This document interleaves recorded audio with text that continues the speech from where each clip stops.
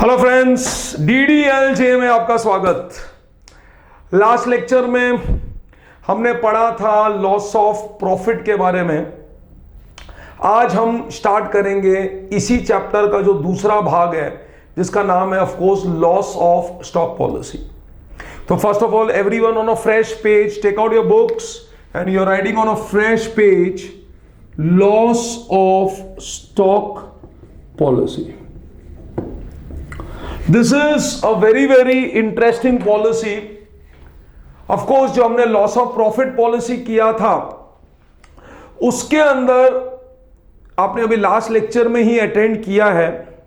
आपको ध्यान में होना चाहिए कि उसके अंदर कुछ खास अकाउंटिंग ट्रीटमेंट नहीं थी। उसके अंदर बेसिकली क्या था, हमने एक तरीका बना लिया था। We had made one sequence of question solving, और वही आपके गांधी जी ने आपकी मदद की थी। और हम हर बार क्या बोलते थे, Gandhi is a solid leader and charming अंदाज। बट माय डियर फ्रेंड्स, दोस्तों, ये वाली जो पॉलिसी है loss of stock policy, this is a pure accounting topic. Sir, what do you mean by pure accounting topic? इसके अंदर बकायदा लेजर अकाउंट्स बनाए जाएंगे, इसके अंदर एक ट्रेडिंग अकाउंट बनाया जाएगा, इसके अंदर ग्रॉस प्रॉफिट का फिगर निकाला जाएगा। और जैसे नॉर्मल अकाउंट्स के जो चैप्टर होते हैं, ये उस किस्म का चैप्टर है जिसका नाम है लॉस ऑफ स्टॉक पॉलिसी। शायद आप लोग में से जो भी यहां पर मुझे सुन रहे हैं या देख रहे हैं, आप लोग सोच रहे होंगे कि सर, आपने लॉस ऑफ प्रॉफिट पॉलिसी शुरू किया तो आप उसके क्वेश्चंस क्यों नहीं कराते? सर, आप ये क्यों स्टार्ट कर रहे हैं? बट मेरे दोस्तों, ये वाला चैप्टर भी उसी चैप्टर का सब पार्ट है। तो ये मैं समझता हूं कि हमारी जो थियोरी होती है वो पूरे चैप्टर की कंप्लीट अगर हो जाती है, then we can solve any question any time. फिर भले वो लॉस ऑफ स्टॉक का क्वेश्चन हो या भले वो लॉस ऑफ प्रॉफिट का क्वेश्चन हो, हम आराम से कर सकते हैं। इनफैक्ट कितनी बारी एग्जाम के अंदर कंबाइन क्वेश्चन आते हैं। Sir, what do you mean by combine question? Like जिसके अंदर लॉस ऑफ स्टॉक भी है और लॉस ऑफ प्रॉफिट भी है। तो इसके लिए मेरा यह मानना है कि हमें लॉस ऑफ स्टॉक पॉलिसी का इंट्रोडक्शन और उसका जो थियोरी पार्ट है, we should do it immediately.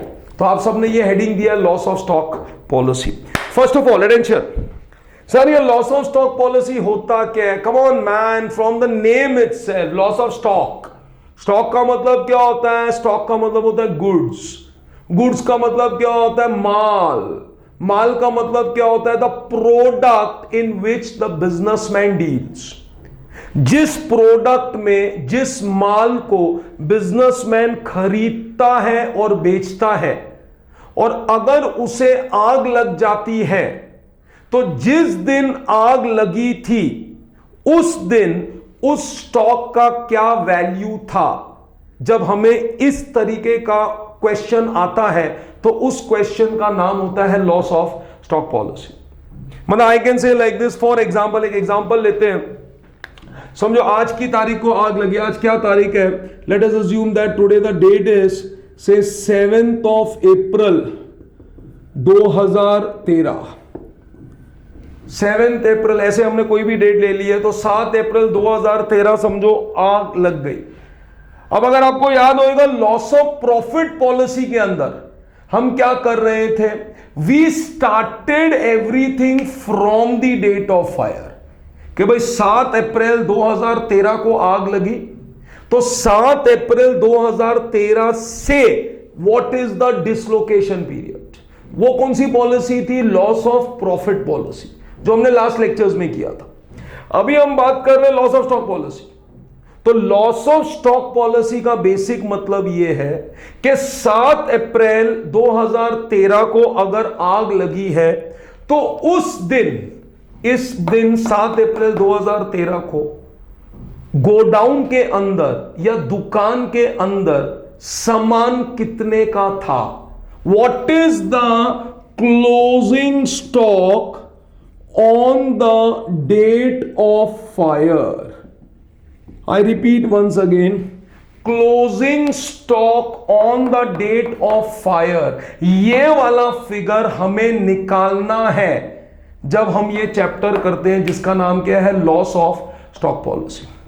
अब जैसे ही क्लोजिंग स्टॉक की बात आती है, कम ऑन एवरीवन, जो भी मुझे देख रहा है सुन रहा है, come on Jaipur branch, you से मी, कम ऑन, यस बच्चा हाँ बोलो, come on, the boy who is wearing a pink shirt, चलो बोलो, कोई है कि नहीं पिंक शर्ट वाला, नहीं है, ऐसे ही बोल रहा था यार। ओके, तो क्लोजिंग स्टॉक का जो फिगर होता है, कम ऑन से मी फास्ट फ्रेंड्स, वो आपको कहां से मिलेगा?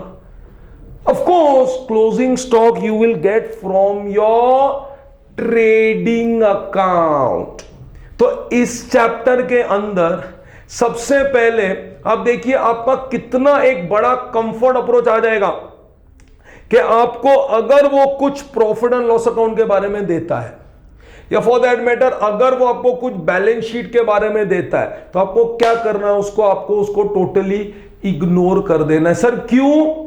बिकॉज पूरा का पूरा जो सोल्यूशन होगा, you will get it from which account, you will just restrict yourself by preparing which account, sir it is known as nothing but the trading account. Trading account बनाएंगे, इसके साथ में ही trading account का एक भाई भी बनाएंगे, वो देखेंगे थोड़े समय में उसको क्या बोलते हैं।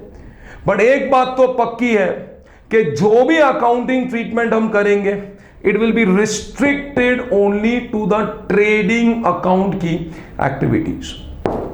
इसमें हम ऐसा भी बोल सकते हैं, फॉर एग्जाम्पल हमने क्वेश्चन पढ़ा, जब हमने क्वेश्चन पढ़ा उसने मुझे क्लियरली बोल दिया, he is giving me clearly कि स्टॉक या the closing stock on the date of fire, let us assume वो क्लियरली बोल देता है it is ₹5 lakhs।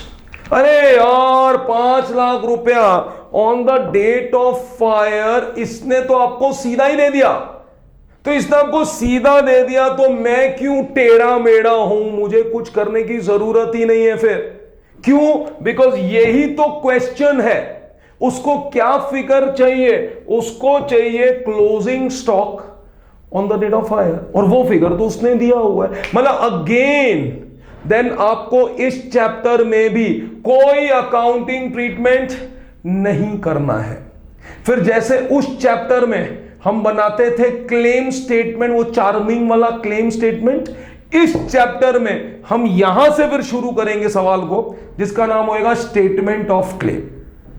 But my dear friends, don't forget this is a CA exam.